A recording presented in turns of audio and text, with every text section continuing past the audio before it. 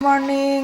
আজকে chilli chicken বানাবো। এই যে চিকেনগুলো ম্যারিনেট করে রেখেছিলাম, তারপরে এই যে চিকেনগুলো ভেজে নিচ্ছি হালকা ডিম কর্নফ্লাওয়ারের কোটিং দিয়ে। তারপরে এই যে বেল পেপারসগুলো কেটে নিয়েছি, পেঁয়াজ কাটা বাকি আছে।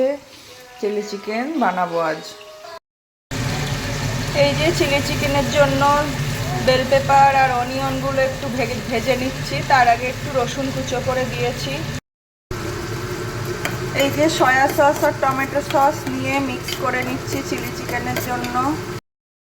এই যে সবজিগুলো ভাজা ভাজা হয়ে গেছে, এবার এই যে টমেটো সস আর চিলি সসের মিশ্রণটা দিয়ে দেবো।